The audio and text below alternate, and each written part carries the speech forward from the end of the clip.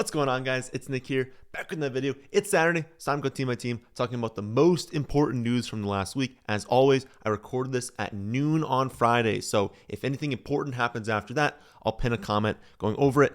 But sit back, hit the like button, subscribe all the way down there. Let's get things started off with the Arizona Cardinals. Marv has looked great in camp, and his connection with Kyler is stronger this year than it was last year. Also noteworthy that Gannon said that Trey Benson has been doing really well, doing good enough in camp that he didn't feel a need to play him in preseason week 2. I still don't know exactly how large of a role Benson would have if Connor went down. My guess is still that it'd be some sort of committee, but I feel confident enough right now to where if you drafted James Conner and you wanted to handcuff with Benson, totally fine doing that. If you were in the general range of handcuffs where all these backs kind of have no week-to-week value, but if there was an injury, they'd be startable, and you really like Benson, you like the Cardinals offense, you want to go for him there, I feel good enough in doing that. I would not call him a target, Trey Benson, but I'm totally fine taking him amongst the handcuffs. But really nothing else out of Arizona. In Atlanta, no concrete update on Darnell Mooney's shoulder, but they did say it's improving and that he has not yet suffered any sort of setback. They refuse to give any sort of timeline, but they seem more positive this week than they were last week. So hopefully he's able to return pretty early in the season. He's a much stronger pick if you have an IR spot. So if you play in a league with like 5 bench spots, no IR spot, it kind of stinks drafting these already injured players because if it comes out that he misses the first couple weeks of the season, you don't have as much flexibility and you become more likely to be like, man, am I dropping my 8th or 9th round pick without even seeing them play? And so it hurts. If you have that IR spot, you've got 6, 7 bench spots. It's not as impactful because you finish the draft, you throw them in IR, and you get to immediately add someone off free agency because there's probably going to be people at the end of your draft that you would have really liked to take. So if you have an IR spot, it makes him a much, much, much better pick. And again, it looks a little bit more likely right now that he's going to return relatively early in the season. The Falcons also lost offensive tackle Storm Norton. 6 to 8 weeks kind of seems like right now is the timeline. And then right tackle Caleb McGarry, he was carted off. Don't have 100% of a timeline, but they did say he's going to miss some time. If that's a long-term injury, the Falcons were graded out above average. So it's not like they were a bad offensive line and now they have these 2 injuries and they're horrible. They probably go from above average to below average, which isn't the end of the world. Again, they're not going to be like a bottom 7 offensive line, and these guys will return, but it's not good, right? Whenever you lose an offensive lineman, it's obviously not a good thing. Still love Drake London. I'm not changing his ranking at all because of his injuries. I'd take him exactly where we were taking him before. It maybe hurts the ceiling case for Bijan Robinson, but if you were a fan of taking him over Saquon before and you're like, I just can't take Saquon because he was too good last year or something, then I still don't think this should change that too much. Again, maybe if you truly couldn't figure it out, this does kind of bump Bijan down a little bit, but I don't think it's enough to where you're not drafting Bijan. Again, I really wouldn't adjust the projections too much here. There's still going to be an okay offensive line, and there's still going to be an offense that scores a lot of points. In Baltimore, truly nothing. We know exactly what to expect from this offense. Pretty much everyone is going to have the exact same role as last season.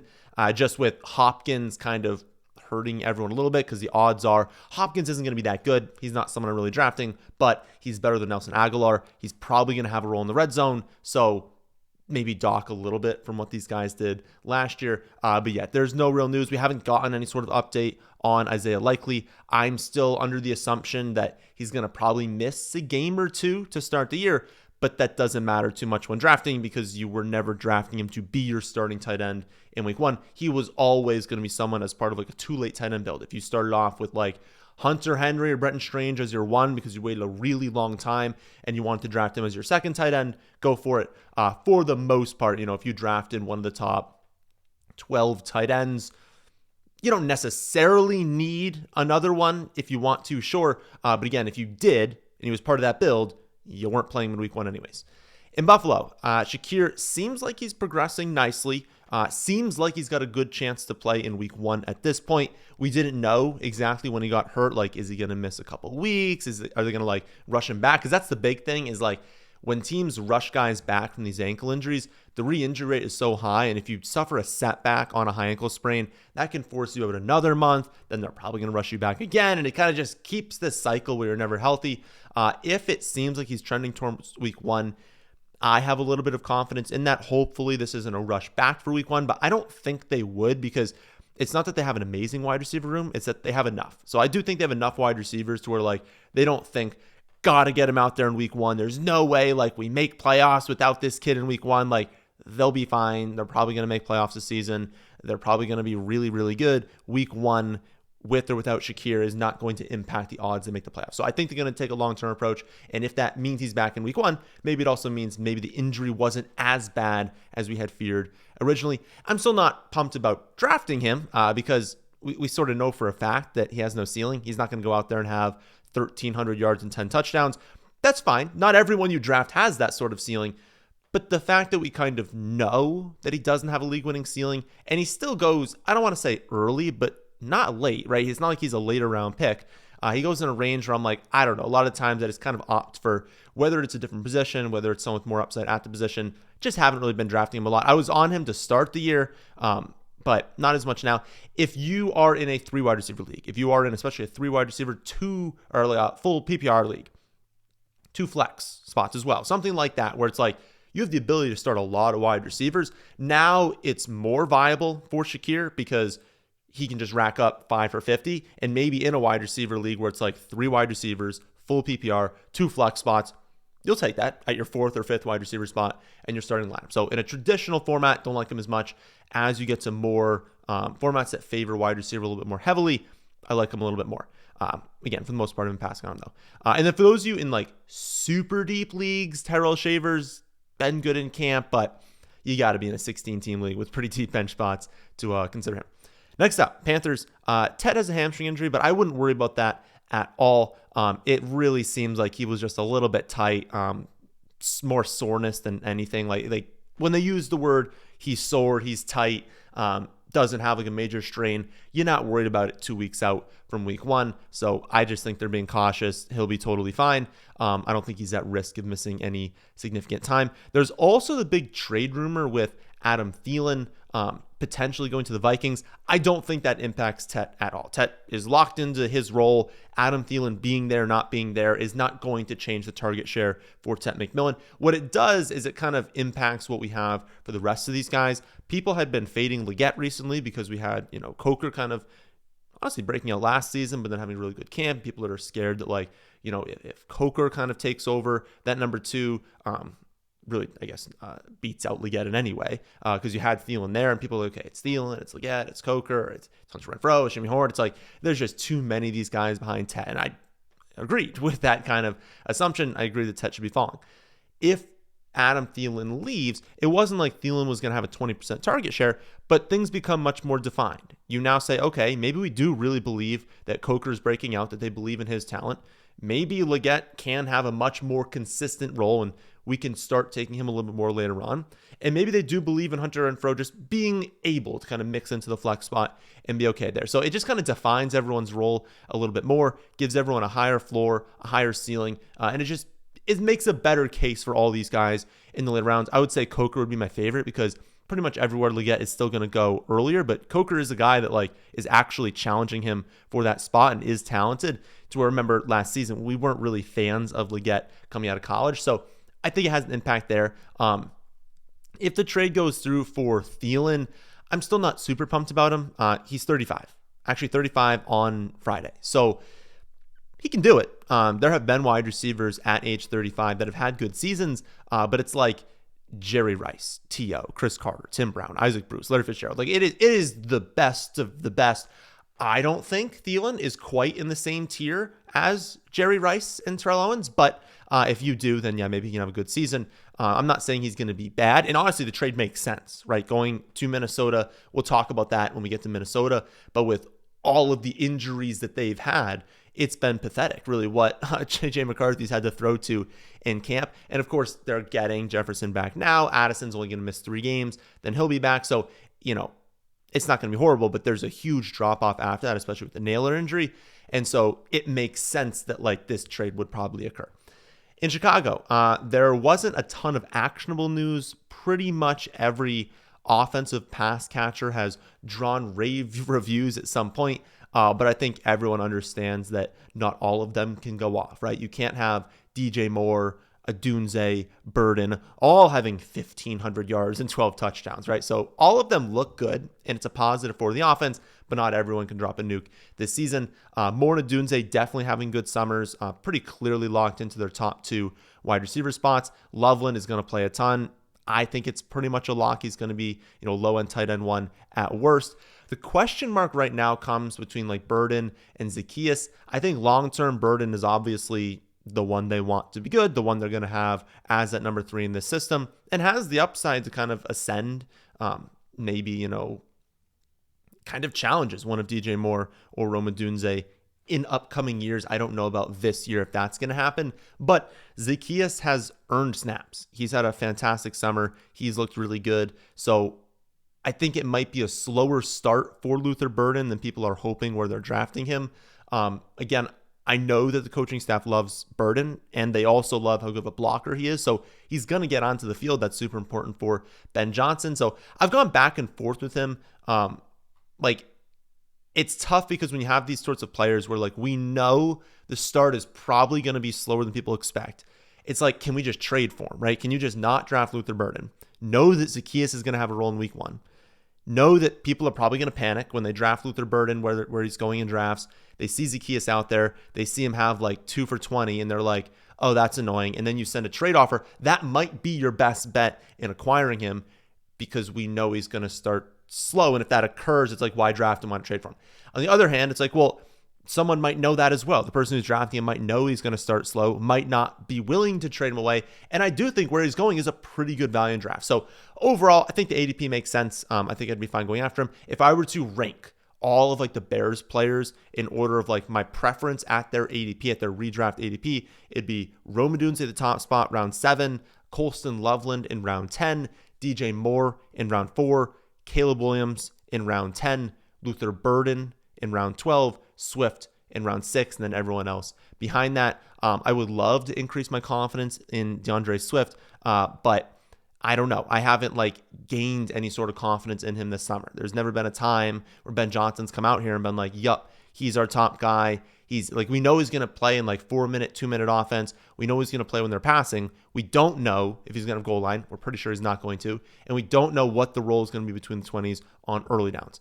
If we got that confidence, I would like him a lot more in round 6. And I think he has a ton of upside. He's just more of a risky player than some of the pass catchers. I just know for a fact a lot of these pass catchers are going to be awesome. In Cincy, no news about the starter, but Mitchell Tinsley looked awesome. He's been balling out this summer. He was like a captain heading into the preseason game week 2, and he balls out in that game. So he's looked great. Kind of seems like he's going to make the roster. And, given how awful Jermaine Burton has been so far, they try and hype him up, but he's been so terrible. There's a world where Tinsley like has snaps this season. Not a name you need to consider in pretty much any redraft league. Not even probably a name you need to go after in like Dynasty, but a name to just like keep in your mind. If you see random snaps, if you see him look good to start the year, be like, wait a minute, that was that kid that Nick said was doing really well in the summer. Maybe there's something here.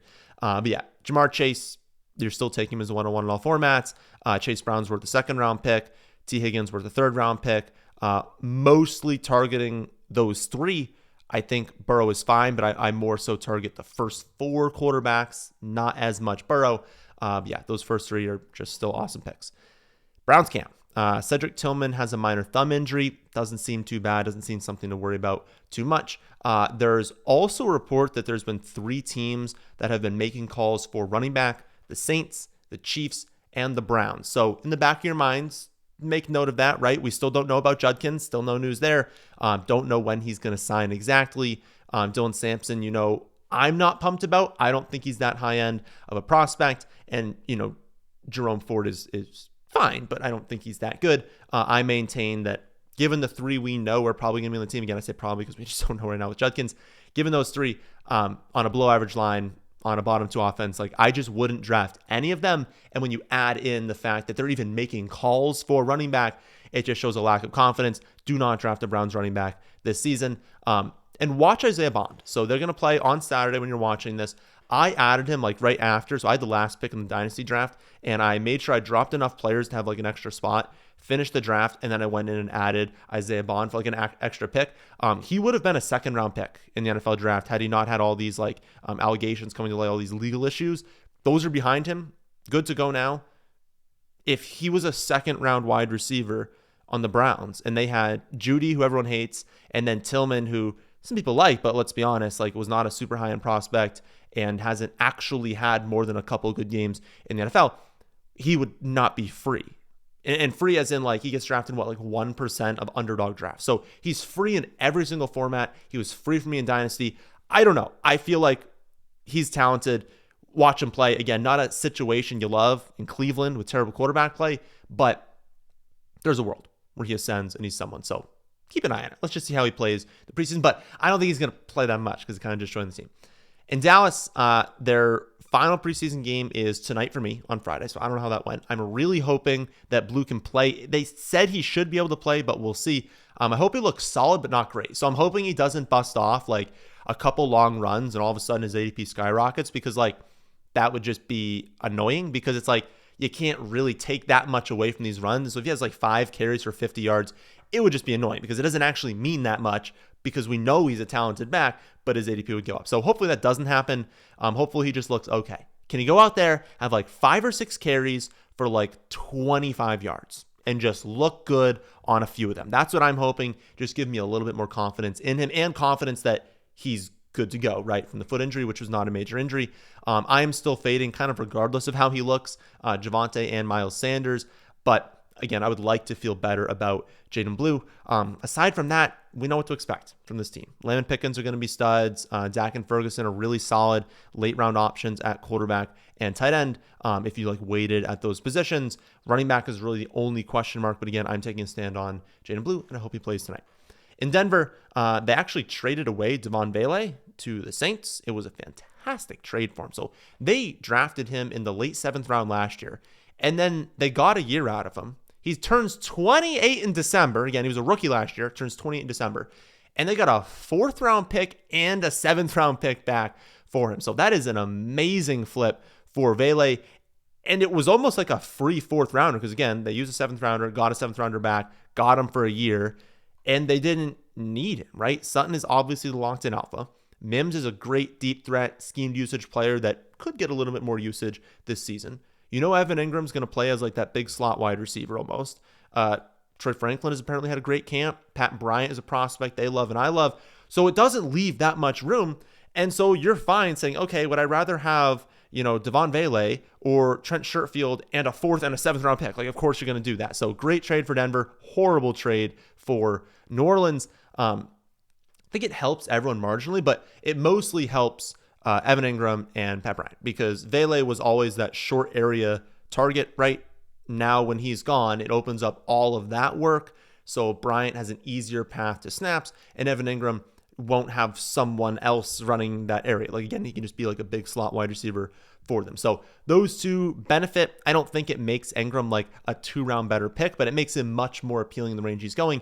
And then Pat Bryant has been dipping a lot. He used to be going, I feel like he was going at like pick 150 at times earlier in the summer because people were really excited about the role he could have.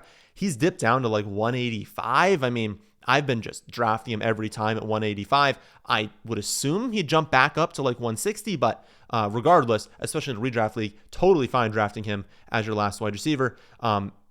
It also just like, you can look at the room and say there's still a lot of guys there. It's more that like before they had so many guys that even an injury, it would be like, okay, there's still a lot of guys here. They can kind of disperse this production in a lot of ways. Now it's like they're kind of one injury away, right? Like all these late round guys, if Mims went down, if Bryant went down, if Franklin went down, it's like Sutton goes down. If one person gets injured, all these guys become really, really locked in for targets on a really good offense and a great scheme. So it's not that we think we're all of a sudden starting Pat Bryant in like 10-team half PPR leagues, but if there's an injury, we might be. And if he ascends, we might be. So it just elevates everyone here. But again, Ingram and Pat Bryant the most. In Detroit, Isaac Tesla has been balling out. It truly seems like every time you see Tesla isolated on the outside and he goes for a fade route, you're like, touchdown. I mean, you just like assume that he's coming down with the reception. Crazy. I would be shocked if he didn't get snaps. Like, obviously in week 1, he's not going to go out there and have an 80% snap share. But like, he's going to be the 3 this season. They love him. They love his run blocking. He's an amazing run blocker. That's very important in Detroit, but also the red zone. He's a huge weapon, and that's obviously what we love in fantasy. It's not like he's the next Amon-Ra St. Brown, and they still have Amon-Ra. They still have J-Mo. They still have Laporta. They still have Gibbs. Like, they still have so many amazing playmakers to where it is unlikely that to start the season you are relying on him in any way. But he's also free in drafts, and so he can be another guy where it's your last wide receiver, immensely talented, on an amazing offense who's going to, like, a team that's going to score a lot, and he'll be featured in the red zone. So I took him in Dynasty. I really like him. I think you can definitely take him in redraft leagues. Don't expect a ton of snaps to start the season, but when you watch him play, it's like you see the athleticism, you see the upside, you see the vision that Detroit had for him, and they traded up to get him. They traded up earlier than anyone thought he would go to secure him. He was clearly a wide receiver they loved.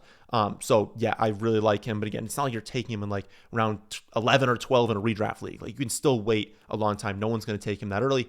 I would say much better pick on Underdog. But again, Underdog, redraft, 3 wide receiver leagues, deeper benches, things like that. Definitely go after him. Also worth noting, Sam Laporta's injury, we kind of talked about last week, where it was a little weird that they just weren't saying anything about it. They're like, don't worry about it. I'm not going to tell you anything. It's like, okay, like, is it bad? They're like, no, just trust us. It's not that bad. We're not going to tell you anything about it. It seems like it is minor. So there was a little bit of caution before. I've removed all docs there. He's going to be totally fine. Just pretend like he's 100%. Pretend like he had no injury. He should be solid this season. But again, he's not a tight end. Draft strategy-wise, we really go after. It's the top 3, but leaning towards Kittle. I still don't love Bowers and Trey McBride in round 2. So Kittle or wait. There's a lot of really, really good options if you wait. I think Sam Laporta still kind of goes earlier than I would want him. On to Green Bay, where in the shock of the century, Marshawn Lloyd has a hamstring injury. This man is just made of, glass bones and paper skin. Like, it is incredible how he is just incapable of staying healthy for more than a couple of minutes. Super unfortunate, because when he gets the ball, he's super athletic, super electric. If he can figure out a way to stay healthy, like if he just removed injuries, he'd be an unbelievable pick, and he'd be someone that really benefits this team. But I just don't think you can draft him at this point, which is unfortunate because he's like my most drafted player. On the other end of the injury kind of timeline here is Christian Watson. Like, clean ACL tear, out there running.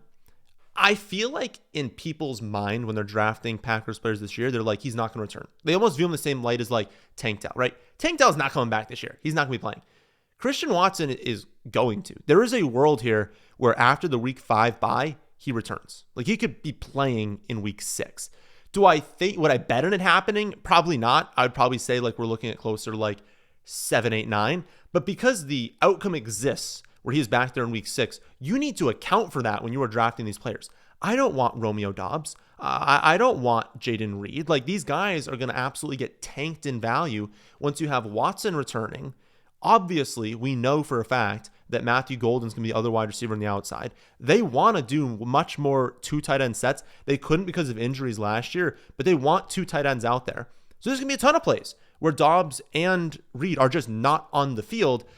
I don't know. It's Jacobs, it's Golden, it's Tucker Kraft. I just don't see how you draft any of these other guys this season. If you want to extend past those guys and take them on Underdog when you have a stack going, you want to draft Love, you want to stack up this team, sure, by all means. In redraft leagues, I just don't see how you draft anyone other than those 3. And Love if you feel like it, but there's other quarterbacks we like more than Love. In Houston, still no word on Mixon's foot injury, just absolutely no updates there. Every week, every day that we do not get an update, his ADP drops, and rightfully so. Like, again, I am the ultimate assume risk person because I know that if you assume risk in redraft leagues, people do not understand that there are only a couple guys that actually make a difference, right? And so when it gets to the point where like you can draft him at pick 120, 130, 140, like the guys you are drafting in that range are so unlikely to do anything, even when they're healthy, that I think why not assume the risk of someone like Joe Mixon? Because if it ends up that he's out for the entire season, you dump him and it truly will not make a difference to your chance of making playoffs or winning a championship. But if he came back in week 5, 6, 7, and he was Joe Mixon again, that all of a sudden skyrockets your chance of making the playoffs and winning a championship. Much better with an IR spot. Same thing as we were talking about with Mooney. If you could just throw him in IR, add someone else, it's almost like it made no difference, and you just have a free lottery ticket of Joe Mixon on IR. And it's getting to the point where like he is becoming much more free in drafts. And so I think the risk is dropping, but it's all like the risk in the draft is dropping, but the actual risk is rising because we just don't hear anything. I don't have a crystal ball. I can't tell you what's going to happen. He could miss no time. He can miss 4 weeks. He's going to miss time. Like, even if he returned to practice right now, he probably misses time. So he's not going to be out there in week 1. But he could start in the pup and come back in week 5. He can miss 6 weeks. He can miss the entire season. I don't know what's going to happen. No one knows what's going to happen. I will say I drafted him at pick 130 yesterday. That is the round 11, 12 turn. I am fine doing that. If you want to pick him in that general range, I think that is totally fine. Again, if you have an IR spot, it makes it a lot better. Now, his ADP or his like pre-draft rankings and everything, if you're drafting this weekend on NFL.com is 50. On Sleeper, it's 47. On ESPN, it's 83. Again, I took him at 130. So if he falls 80 picks, take him. You're not taking him at 50, 47. Of course you're not doing that. So if someone else is going to do that in your league, applaud them for the absolute risk taker that they are, but don't do that, right? You have to be waiting in drafts. I have obviously dropped him in the rankings. If you're following the rankings, you will not take him that early. But if he craters and he's available in the clear double-digit rounds, I think if he's your 4th, 5th, 6th running back, then it makes sense to take on the risk. But again, don't be drafting him at those spots. Other news out of Houston is that Xavier Hutchinson having a really good camp. Christian Kirk pretty obviously going to be a starting slot wide receiver this season, but we'll see how that changes. The breakouts for Jaden Higgins, Jalen Noel, I think are going to take a little bit longer than people are hoping where they're drafting them. I mean, Noel barely gets drafted, but even still, Jaden Higgins goes relatively early. I don't think these guys are going to start breaking out really early in the season. They're going to be much more second half breakouts. And so they're definitely ones where it's like, if you really like them, I don't think you draft them. I think you trade for them after a slow start or after they're dropped. In Indy, Daniel Jones has been named the starter. But as we've discussed, no matter who the starter was, both quarterbacks are going to make starts this season. There is almost a 0% chance, unless Daniel Jones is balls out, which it's Daniel Jones. He's not going to ball out. And he's also one of the more injury-prone quarterbacks in the NFL. No matter what happens, both of these guys are going to make starts. I do think you wanted Daniel Jones if you have Colts playmakers. So I think their ADPs should rise a little bit, but I don't think, again, that much because both are going to make starts. So it's not like this is locked in starter all season. Also, Daniel Jones isn't like that good. Like he's still not that accurate of quarterback. He's still pretty mobile. He's just not as mobile as Anthony Richardson, and he is more accurate than Anthony Richardson. I'd also say if you were looking the later rounds, A.D. Mitchell, it's a bigger bump for him. For whatever reason, Anthony Richardson has a great connection with Alec Pierce and a horrible one with A.D. Mitchell, and it's the reverse for Daniel Jones. Daniel Jones has a great connection with A.D. Mitchell, and A.D. Mitchell has been really, really good at the end of camp. Started off like OTAs and stuff terrible, but really, really strong performances to end camp. And so if you were looking for the best beneficiary in late rounds on Underdog, you would go with A.D. Mitchell. In a redraft league, I don't know that you need to be going there. Overall, for Colts players, it's really going to come down to quarterback play, and we just don't know. We're not going to know until we see it in the season. I think that all of them are fairly priced. If you think the Colts offense is going to be good, literally any of their playmakers, all of them are viable at their current ADPs.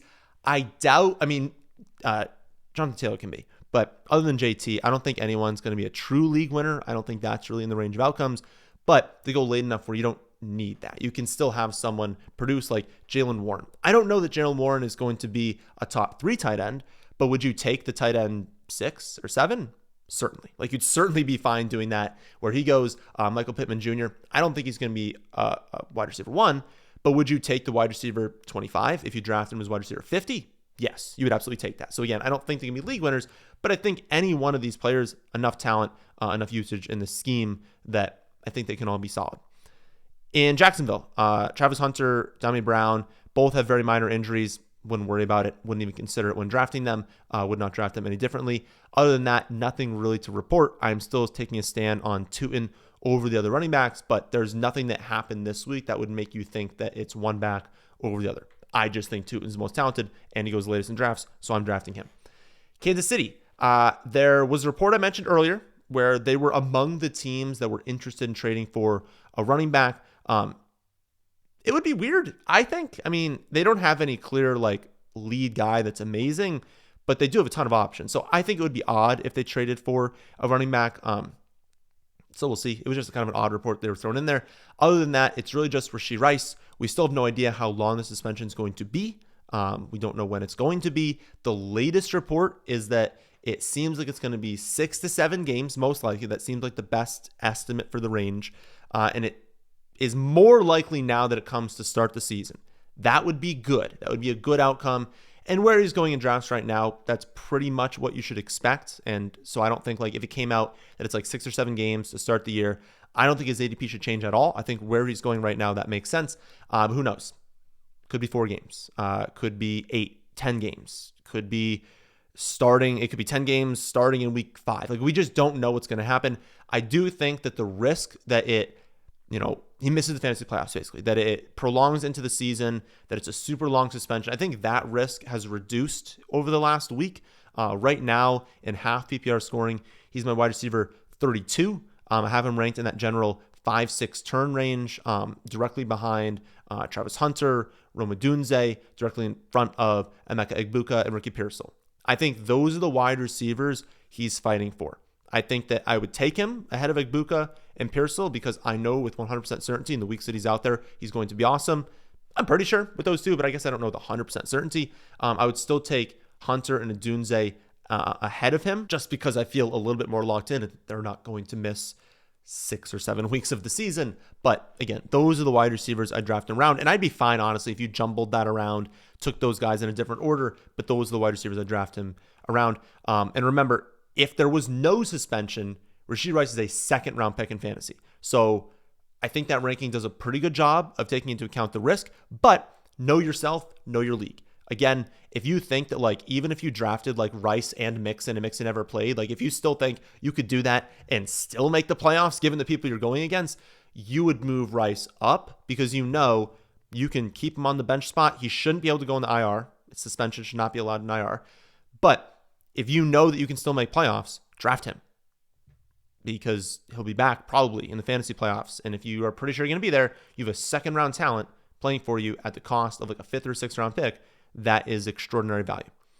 Next up, we have the Raiders. I don't want to say pump the brakes on Dante Thornton, but it's I want a constant reminder that he broke out in camp, did better than we thought, but it's Genty, it's Bowers, it's Myers. It's not every day Thornton's been out there just dominating as a deep threat. I would still fade all these guys. I would fade all of these secondary players on the Raiders. It is still the Raiders, and it's still Geno Smith. He's good, but he's not going to support 6 high-end fantasy producers. Genty, Bowers, Myers. I probably would not draft anyone else in any format. On to the Chargers. Harbaugh was asked... he was asked about Najee, and he said, quote, when Najee's ready to play, Najee will be ready to play. He went on to say, right now, to take it past today would be going past our legal limit. That would take us past our legal limit of what ifs. Very insightful from Harbaugh. Basically, we're not going to know, but we're going to get at least more of an answer next Tuesday. So next Tuesday, they have to do cuts. Basically, if he stays on the NFI list past next Tuesday, he will be missing the first 4 weeks of the season. That is my guess. That is what I'm expecting, given where I have him ranked, given where I've been drafting him. I've been saying past pick 150, draft him. I think it's worth drafting Najee Harris past pick 150, and he's another player that becomes more valuable if you have an IR spot. My expectation is that he will start on the NFI list, that he will miss the first 4 weeks, but will probably return very quickly after that. He's been working out to the side. He's been ramping up a little bit more. They've been doing more and more with him every day, but he has not seen any sort of practice. I do not think he is going to play the first 4 weeks of the season. I would still draft him past pick 150, and I would move that up. If you have an IR spot, maybe you can move him up to pick 130, something like that. If people are really scared, it's an IR spot. It is free. You can throw him into IR starting next Tuesday potentially, and you can add someone. You're just not losing that much value taking him past pick 130. Again, IR spot helps up a lot, but I would take him at 150 even if I didn't have that spot. I think given how everything has been trending, My guess, again, is that he returns after that first 4 weeks. I think at this point, if they knew that he wasn't going to be playing, he would not be on the team at this point. In Rams camp, Stafford returned to practice through Thursday. Things seem to be going really well. Monday through Thursday is practicing.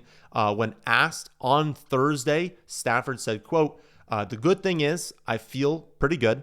The last couple of days out there practicing, I was able to do even more than I thought I'd be able to do on the first day. And then I've just been trying to stack days. Didn't get into specifics on the injury or if he'd play in week 1, but he did say that there wasn't one particular incident where he got hurt, and he's just really been taking it day by day. McVay was also asked, and he said Stafford took full practice loads every single day. He's been a 100% participant this week in everything that he's done, and there has been no restrictions. Has not been fun to follow this saga just because there are so many unknowns, but if he's going to be a full participant, and we still got 2 weeks out from week 1, and he had said in the past that he'd probably play had they had a game that week, I think this is a very big positive. I think that we're still drafting these Rams players.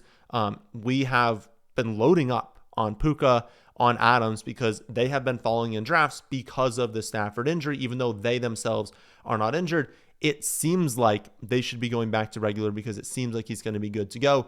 I fully reserve the right to continue flip-flopping Neighbors and Puka. It's been really difficult between those two, but I still maintain there's a top 6 or 7. At this point, I think you call it a top 7, and you say McCaffrey is in that range of the top 6 before. So you have a clear top 7.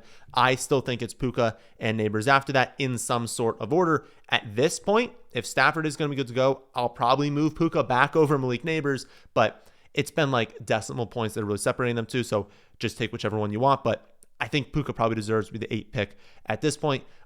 He should never dip past pick 10, but I have been getting him recently in recent weeks in the second round, in the early second round, being able to pair him with a Nico, a Neighbors. I think I got him with McCaffrey in one draft. He should not be falling that far. He should probably be the 8th pick in drafts. And again, Adams, great pick as well. If we continue to see practices with zero limitation from Stafford and we're still 2 weeks out from week 1, that is a great sign. Kyren has always just been good, not great. He's always kind of been appropriately priced. In Miami, biggest news is Achane. He's got the calf injury, kind of mixed with Jalen Wright. I haven't seen an update. So Jalen Wright left practice on Thursday. I don't know his status on Friday. Definitely check that. But he was pretty bad in camp, pretty bad in the preseason, pretty bad last year. He's on that offense in college where Tennessee, where I think all of it is fraudulent. So I don't think Jalen Wright's that good. So I have not been drafting him. I have Ollie Gordon ranked ahead of him. I think that's correct. If Achane's going to miss time, if Wright's going to miss time, you got to be drafting Ollie Gordon late. And if you draft Achane, I think you have to draft Ollie Gordon in the later rounds. It's a calf injury. While it seems minor, they definitely want to be cautious with it because I think everyone knows we've seen pro athletes in recent, basically this past year, a ton of them have the calf injury. It's always how's the Achilles doing? And then boom, there goes the Achilles. So you don't want to return too quickly from a calf injury. It's also really important for explosiveness, right? We know Achane is a highly explosive running back. When you have calf injuries and you return from those, your explosiveness takes a hit. So he's not the type of player you want to have a calf injury. I've moved him down to that 15, 16 range. He's behind Derrick Henry. He's still ahead of Drake London, but if you wanted to take Drake London ahead of him, I am fine doing that. Even if he returns to practice this week, I'll consider moving him back up, but it's still a concern in the back of my mind that he is coming off this injury and there is a chance of re-injury. But it would be great to see him back at practice this coming week. If I were drafting this weekend, I would still take Devon Achane ahead of that group of 4 mid-second round running backs. So Bucky, JT, Chase Brown, Jacobs. I would still take Achane right ahead of that grouping. If you were terrified of the calf injury and you thought that again, you have a good chance of making playoffs, just don't want to make mistakes, I'm cool taking Bucky, I'm cool taking JT over him. But I think if it were my league, I would still take Achane. But I get it, especially if you want to draft London or A.J. Brown. But A.J. Brown's also dealing with injury as well. So if you want to take London especially ahead of him, take Henry first, take London first. I don't think I would move Achane much past that, but it's a risk. So if you don't want to take the risk, don't draft him. Other news is that Darren Waller is ramping up now. I feel like he's probably going to be good to go in week 1. I'm still not 100% sure. I don't think they're 100% sure. And I still don't know what the role is going to be when he is good to go. But I don't mind if you want to take him as your second tight end, third tight end, underdog maybe. Tight end premium leagues want to go after him. Like, there's a world here where he has a decent season.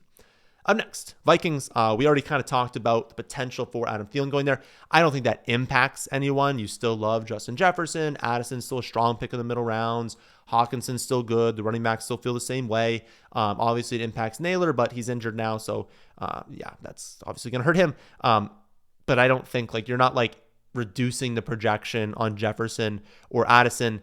Adam Thielen is still 35 years old. And if it was Kirk Cousins, maybe you'd say connection-wise, like Adam Thielen still never played with J.J. McCarthy. So there's no sort of connection that we're looking at there.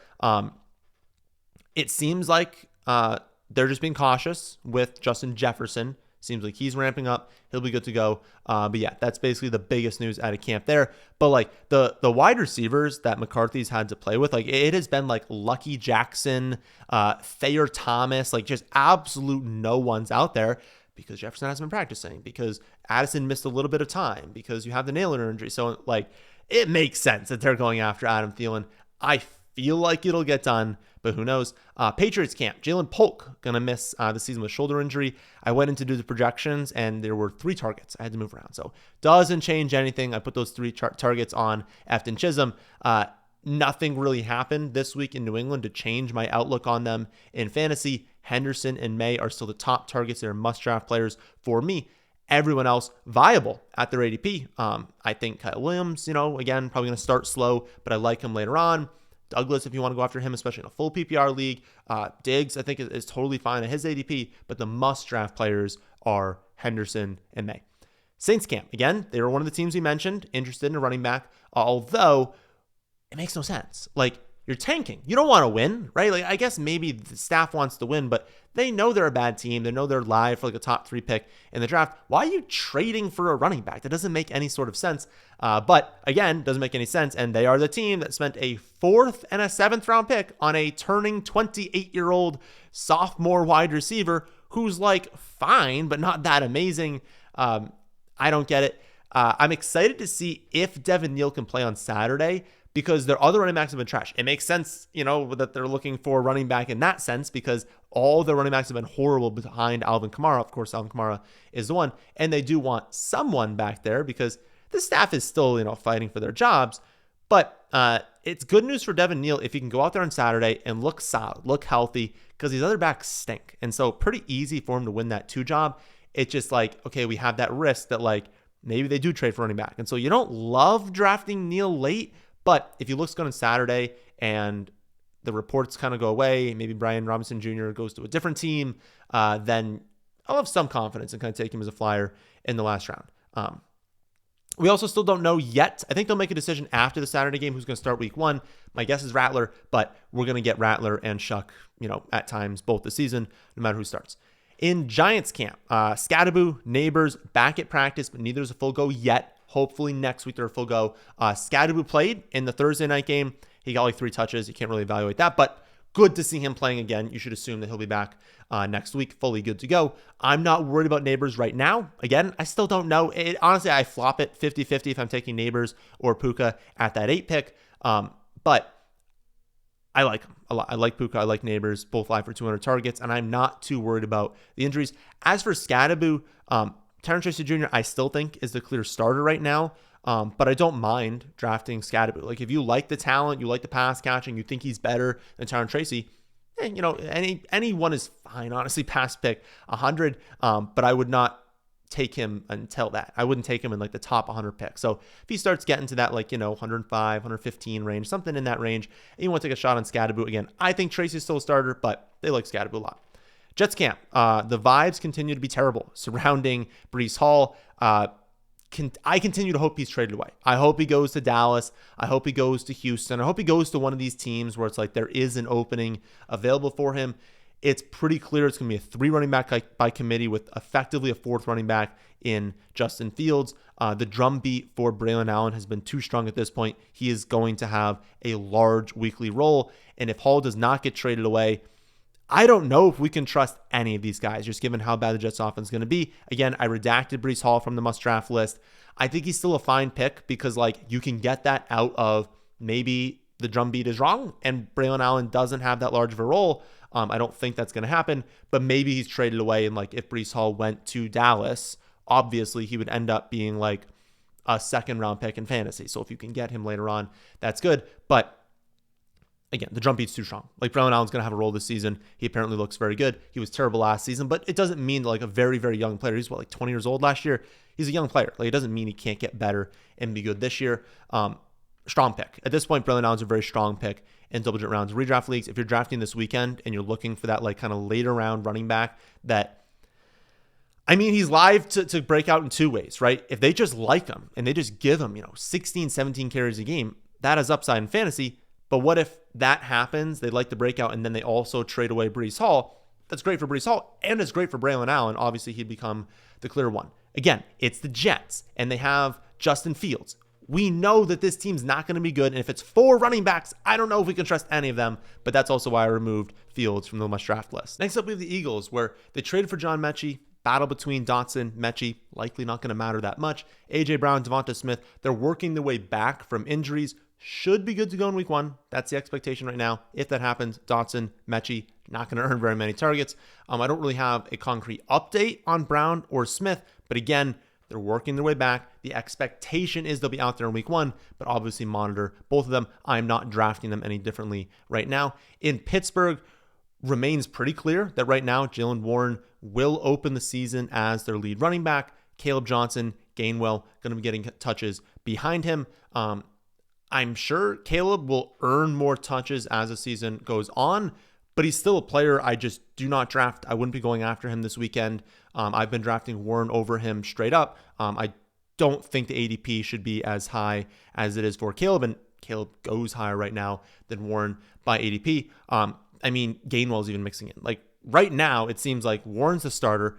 Gainwell kind of works in behind that, and that Caleb will open the season getting a couple touches on early downs. Again, that will grow, but you can't draft Caleb as early as he's going right now when also, even later in the year, he's not going to catch passes. Up next, we have the 49ers. We finally know where Brian Robinson Jr. is going, and it's not a great landing spot for him, so he was traded for only a 6th-round pick to the 49ers. He'll be backing up Christian McCaffrey.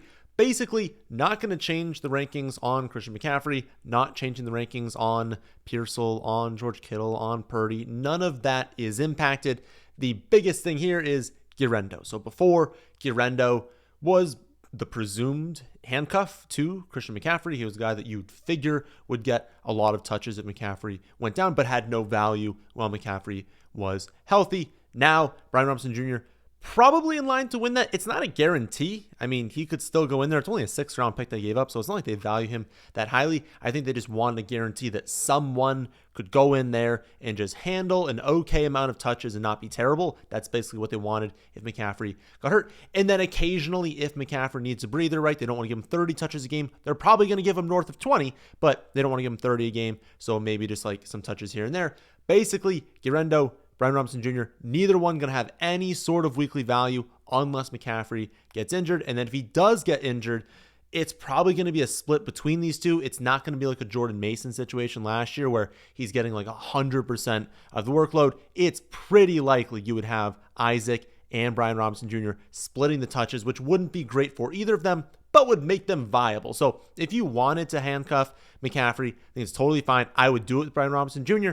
Odds are he'll go too early in drafts. I mean, I wouldn't take him that early. I would definitely not take him amongst the premier handcuffs because, again, we don't know. The premier handcuffs are the ones that we know with a very high level of certainty they're going to be the starter if there's an injury and they'll be good.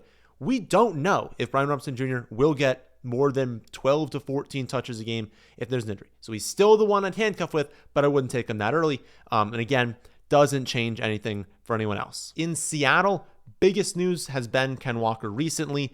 If healthy, he's probably going to be a top 10 running back this season. Clear upside to finish top 5. He's had this lingering foot issue, though, and at times it's been kind of difficult to distinguish what is regular maintenance, what is this injury. The team has been adamant that it's part of a plan, that he's going to be good to go in the season. It's nice seeing 3 consecutive full participations Tuesday, Wednesday, Thursday. We'll see what happens on Friday. And in those practices, he does look like the clear lead running back. I have personally still added Zach Charbonnet to the must-draft players list. So Ken Walker was on it. I think the combination of these two is must-draft. Basically, you're just spending like a 4th and a 9th round pick to lock up a running back one all season. In any week that Ken Walker misses, Zach Charbonnet will project as a top 10 running back. In any week that Ken Walker is healthy, he's probably going to project as running back one. So all you do is spend 2 picks, you lock in running back one production, and you get way better value than the cost you did to get them. Obviously, it won't be great if Ken Walker misses most of the season, but if that happens, your 9th round pick just goes off. It's very similar to like Chuba and Brooks last season. Obviously not the same thing. It's a little bit more expensive, but the upside is also much greater. These two are going to be awesome when starting. There's some level of risk that, Charbonnet just kind of earns a larger role, that maybe when both are healthy, it's not a top 10 running back and someone that's not really usable. It's more like a top 15 running back and another that's 25. But regardless, I still think both are incredible picks because you're not spending a running back one selection to get Ken Walker. And honestly, Charbonnet at this point is probably a must draft on his own. Also, a very minor injury for Torrey Horton, but don't worry about that. You were never starting him to open the season anyways. Next up, Bucs. Jalen McMillan suffered a very scary neck injury.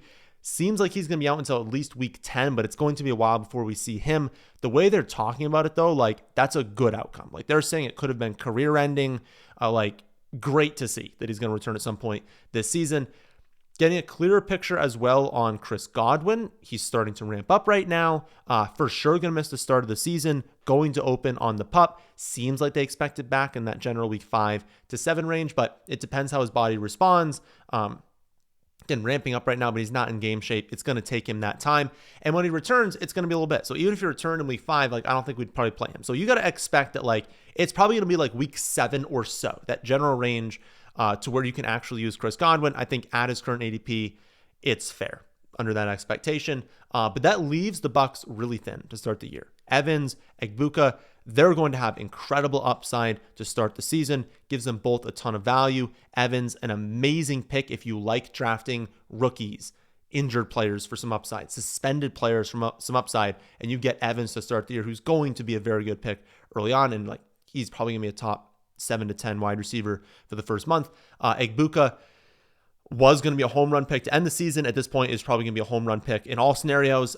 His ADP is round 8. I can promise you, if you're in a competitive hometown league, you will not get him in round 8 in a 12-team league this weekend. You need to expect to take him in round 6. And there's a possibility someone takes him in round 5. So that general round 5-6 turn, that's where you should start being like Egbuka. That's probably where he needs to be going. Don't be shocked sitting there oh no, someone reached 2 rounds and grabbed in round 6. Yeah, someone's going to do that in your draft this weekend. I think it's Evans at that general 3-4 turn, Egbuka at the 5-6 turn, and then Godwin is a 10th rounder. And Godwin, you can move up a little bit if you have an IR spot, because again, these injured players, IR spots really help them out. Titans camp, Tyjae Spears, high ankle sprain. Haven't really gotten any news as to how long he's going to be out. Expectation right now is he misses a game or 2, but avoids the PUP. That's not bad, but we'll find out on Tuesday. If he's on the PUP, that's really bad. It's not the end of the world, because again, he was a handcuff. You were never starting him for the first month of the season. But it's bad in that it's a more major injury than we were hoping. If he's not on the PUP, it's not as bad of an injury. He can play earlier on, and that's good. Their plan to enter the season was to use Spears as kind of a change of pace running back, someone that, they get more of the in-space touches, whereas they're going to have more between the tackles for Tony Pollard. I don't know what's going to happen with his injury. We'll find out on Tuesday. But he couldn't play last year because of injuries, and he can't start this year because of injuries. So it's becoming a theme for him. Pollard, again, they want Spears to help out, but Pollard is still now the lead running back on a team with more improved quarterback play and a better offensive line.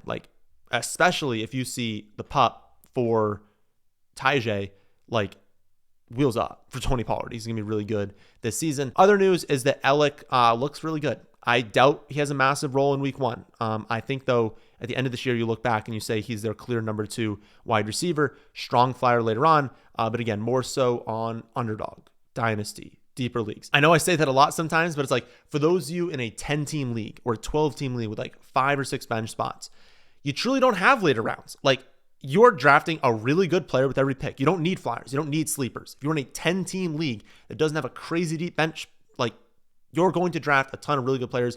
You don't even need to consider Ellick. You don't need to consider these guys later on. But for those who in deeper formats, Ellick, again, underdog as well, viable. Final team go over today is the Commanders, who of course traded away Brian Robinson Jr. to the 49ers for only a 6th round pick. Now we go from not really knowing what the split's going to be to at least knowing who's going to play. Problem is, the market was already just skyrocketing Ja'Cory Krosky-Merritt way up the rankings. Started to stabilize on Underdog around pick like 125. So in Redraft League, that's maybe closer to pick 110. My guess is that this weekend, no one's going to have any idea what to do. So you're going to see crazy ADPs. You'll see some people take him in like round 4, round 5, round 6.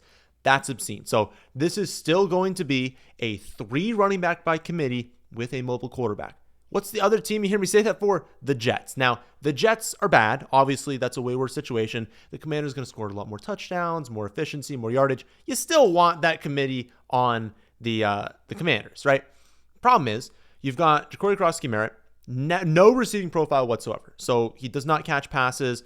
We're not expecting him to catch passes. That's going to be Austin Eckler's job. Plus, when they get to the goal line, Jane Daniels is going to throw at a high rate. He's going to run in some touchdowns. So whoever wins the goal line job, probably not going to get a crazy amount of rushing touchdowns. And that's also likely Chris Rodriguez. So you start looking at the actual role for Ja'Cory Krosky-Merritt, and you could see why people were excited when he was an 18th round pick, when he was going at pick 215, right? If he wins any sort of role, he looks really good in early downs. Like, he does actually look like a special running back in terms of like not super gifted athletically, but just like he has great vision, great cuts, great ability to where like he looks good. But if it's a between the 20s role with no receiving upside, not much touchdown upside on effectively a 4 running back by committee offense, what do you think the upside is? It's not a 4th round pick. It's not a 5th round pick. So I still think he's fine. I updated the rankings. I have Krosky-Merritt as a mid 10th rounder, Eckler as a mid 12th rounder, Chris Rodriguez as a 14th rounder. Again, I think he's going to go super high this weekend. I don't think he'll ever be available in the mid 10th round. If he is and he's top in the rankings, grab him. Absolutely. That's where I have him ranked. I would not reach and go start taking him in round 6, round 7. And I feel like people are going to, again, it's going to be a committee. And we don't even know. There's still a chance that Rodriguez gets, 7 or 8 carries a game, that Eckler also mixes in for that amount. And it just doesn't leave anything for Ja'Cory Krosky-Merritt to do anything more than like a 10 to 12 carry running back with no receptions and no touchdowns. That's not great, right? So there's still a lot of downside risk here. Please don't take him too early. I'll probably not be getting him. I know that's unfortunate, but is what it is. Again, we liked him super late. He's not going super late anymore. But I think Eckler, Rodriguez, Rodriguez probably not going to do a whole lot, but he's also free. He's the guy that's now going where Ja'Cory Krosky-Merritt was. So if you are in a deeper league, if you want to take that last upside shot on the bench, he's the one that's likely going to win the goal line job. And who knows? He's also one injury away at this point from being pretty solid. But Eckler just gains a little bit more rushing volume potential. He's going to have all the receiving worth because neither Rodriguez nor Ja'Cory Krosky-Merritt has any sort of role in the receiving game. So it's all going to be Eckler. So he increases in value as well. And I don't think people are going to increase Eckler and Rodriguez as much as they do. So that's basically the update on the situation over there. No real other news. Jalen Lane looks pretty solid, but nothing else to report in Commanders camp. So that was the final team. That was an update around the league. If you are still here, please leave a like. If you are new to the channel, please hit subscribe button as well. And if you have a draft this weekend, good luck. I know a ton of you are drafting this weekend. Follow me on X. I'll retweet anything. I'll post anything. Check the pinned comment in this video for any extra updates that you need. But also, especially if it's an in-person draft, on my website, thefantasyfootballadvice.com, there's print off rankings. I spent a lot of time making them awesome, making them formatted really well. You can get one page that has all the rankings on it. It's beautiful. If you want more pages, you can get more info on them as well. But the print off rankings are awesome. The app as well, if you just want to bring your phone and cross players off, add them to your team as well, you can do that through the app and you'll have access to the rankings if you sign up on the website. Again, thefantasyfootballadvice.com. And if you want access to all this stuff for free this season, sign up for your first Underdog account using promo code FFA. So go to Underdog, make a deposit, promo code FFA. They will match your deposit, or they'll give you a 50% deposit bonus up to $1,000. So you're going to get some extra there to enter into some drafts. Join at least one draft. All you got to do, promo code FFA, make the deposit, join one draft. You get an email the following morning. So don't do this on Saturday and expect to email Saturday night. The following morning, you get an email with access to my site, and you'll get the rankings for free, both in season and draft for the rest of the season. Great deal. Highly recommend you take advantage. So again, that'll do it for this one. If you are still here, please leave a like. Please subscribe if you are new, and I'll catch you all on the next one.